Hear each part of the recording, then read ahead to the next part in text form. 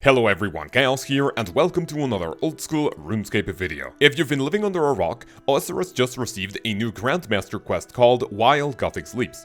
If you played RuneScape during the golden years, this is a quest you definitely remember even if you didn't do it yourself for one reason or the other.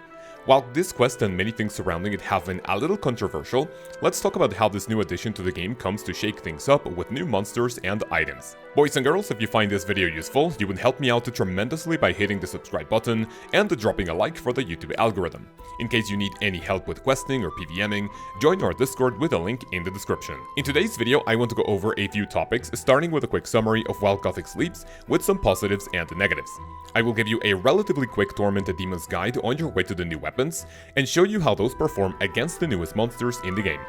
After that, I want to take all the Demon Bane weapons to many Demon type bosses and monsters, and show you how powerful they can be at their respective place. Strap in because we have an interesting one ahead of us, so let's begin. If you care about spoilers, this would be the perfect time to check out the chapters either in the description or the video player, because we are quickly talking about the quest and things surrounding it during the adventure and the post-quest content. If you don't mind, here are some of my thoughts. If you haven't done the quest yourself and if you don't want to use the wiki guide, this was pretty simple to follow except for maybe 2 or 3 parts where I quickly glanced at what to do for the chat to help me out a little bit. And it took me around 3.5 hours to complete as I was reading everything the characters were saying. If you end up using the guide, we are looking at about an 1.5 hour completion time, and when the quest helper comes out, I would say you can easily do this in under an hour. I will start with a few negatives because I don't want to focus too much on those, so we can get to the things I enjoyed and of course check out the Tormented Demons and the new weapons. First of all, I have no idea why this is labeled as Grandmaster, when master level quests like Sins of the Father and Beneath Cursed Sands are more difficult. Maybe Jagex wanted to keep the same tier from RuneScape 3, but I can guarantee you, if you have base 70s and 2 somewhat challenging boss fights, this does not deserve the Grandmaster category anymore. This is a personal preference, but I would have loved fighting Lucian even if he escaped in the end. The Elemental Guardian at the end of the quest was definitely a good challenge since I had to reset a few times since I was low on food, but fighting Seliski at the end of Desert Treasure 2 definitely got my hopes high for the end of While Guthix Sleeps. The last and probably the most important one to me is that the post-quest content feels extremely lackluster compared to additions we have gotten in the past. If you think about it, quests like Desert Treasure 2, Beneath Cursed Sands, and again Sins of the Father, just to mention a few, go insanely hard on things you can do after the quest. So as a standalone adventure, While Guthix Sleeps isn't really bad, it's just that it feels a little weak compared to other quests. Regardless, I'm sure this is just another piece of the puzzle that will culminate in the biggest adventure in the history of old school RuneScape in the upcoming years. Okay, let's talk about the positives. As some of you know, I'm not the brightest tool in the shed, and not being a fan of quests, it was nice that the 2 main puzzles aren't that hard to figure out. I mean, God forbid we have something like the light puzzle from Song of the Elves without a guide, right? The entire quest feels pretty intuitive, gives you almost all the items you need along the way, and like I said before, even if you don't want to use a guide, you're not really gonna have that much trouble completing it. I really like the lore and especially the music at the end of the quest, so I would highly recommend reading some or all of the dialogue to know what's up. For the thing I said at the beginning regarding spoilers, I was not a huge fan of how Jagex killed Duradel, Turiel and Gomel, but I understand things have to be done to set things in motion. It will be pretty difficult to get used to Kuradal as a Slayer Master, Aya skipping or Aya boosting, and especially that pathetic gnome outside the Warriors Guild, which I believe Jagex is going to change soon. And now for a quick Tormented Demons overview because they are not that complicated to slay, so I personally don't think they deserve their own guide. There are, however, a few combat achievements which require doing some funky mechanics with the attack speeds and the shield, but if you're just here for the profits, this segment will do just fine. If you want to slay Tormented Demons, which count for a greater demon task, the way to get there is the same as the quest on your way to the Stone of Jas. Teleport to Tears of Guthix, and with a Sapphire Lantern in your inventory, interact with the balls of light when climbing up the wall. Clicking on one will take you down the chasm, and all you need to do is go up the wall here, and you will find the Skull Puzzle, taking you to the main puzzle room with the 8 statues. You will find the 2 Tormented Demons here, and then a bunch more where you found the Stone of Jas. As for gear, surprisingly enough, I found that most, if not all combinations work, except for regular crossbows. I took my Zerai crossbow hoping to land some Diamond Bolt specials, but it was pretty inaccurate despite me having best in slot. Even if you don't have the best items in the game, and you want to grind for the Tormented Synapse items as well as the Bone Claws, an Arclight and a Blowpipe are going to do just fine. The demons are relatively weak against the stab and crush, and even though they have pretty high defense against arrows, a twisted bow is just going to melt through them because of the passive effect. On stream I tested a bunch of different combinations including Arclight, Bludgeon, Fang, Scythe, Blowpipe, Bofa, T-Bow, Eclipse, Atlatl, Archaea spells, and the Tunic in Shadow. We noticed that the Bofa was doing okay-ish damage, but because the demon's high standard ammo defense, I personally believe a Blowpipe can outperform it. Extremely important to remember that if you bring Archaea spells, having the Mark of Darkness spell active at all times is an absolute must. Now, I'm talking too much just to tell you to use whatever combination you want, except for traditional crossbows, because I saw a few people with the new Hunter Sunlight crossbow which could do some decent numbers because of the 3-tick attack speed. I also want to point out that someone in my chat told me to try the Eclipse Atlatl, and because of the weapon rolling damage off of your melee strength, this ends up being almost like the Grotesque Guardians, where you only need the Atlatl with full melee gear for both melee and ranged damage. This is going to help out massively in terms of supplies, so bring your Arclight and as many darts as you can. As for Tormented Demon mechanics, they are not that difficult to figure out when you have to fight them both in the quest and after the fact. Whether you camp the first or second area, when one of them aggroes on you, they will let out a roar and use one of the 3 attack styles.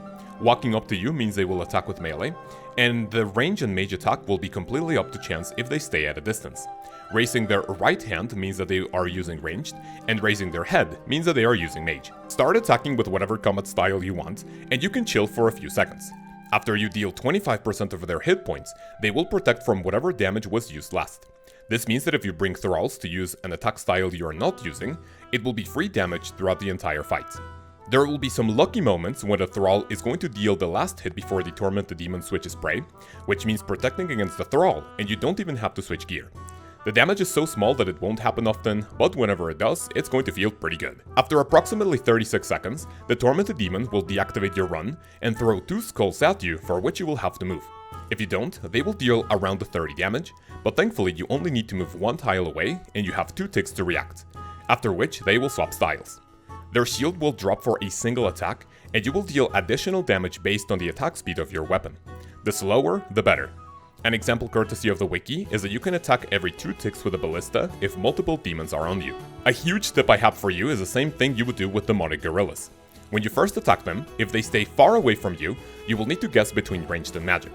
If they end up using one of them, whenever they switch attack styles, stay away from them and do the following. If they stay in place, protect from the other style they can use from a distance. This means that if they were attacking with ranged, transition, and then stay in the spot, they will use mage next so you can swap prayer. If they start moving towards you, just pray for melee.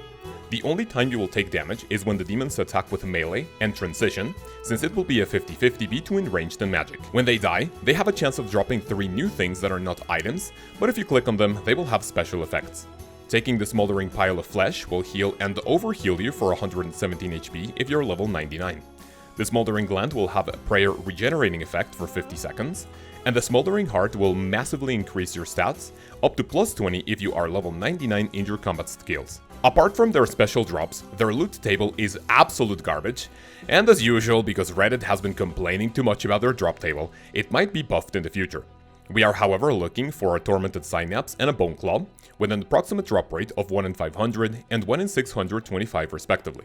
If you get to 2 Bone Claws, you can combine them, and, well, they'll make a pair of Bone Claws, which we will talk about next. The Tormented Synapse can be used to make one of the 3 new powerful Demon Bane weapons. To make the Ember Light, you need a fully charged Arclight and use both items at an anvil. To make the Scorching Bow, you need a magic longbow unstrung and use both items on each other. And to make the Purging Staff, you need an iron bar and use them at an anvil. At the time of making this video, the Tormented Synapse sells for about 65 million GP, and I have no idea how I was able to buy 3 of them for 35 mil GP each, since I didn't see them being super useful and predicted they would keep going down. Oh boy, was I wrong.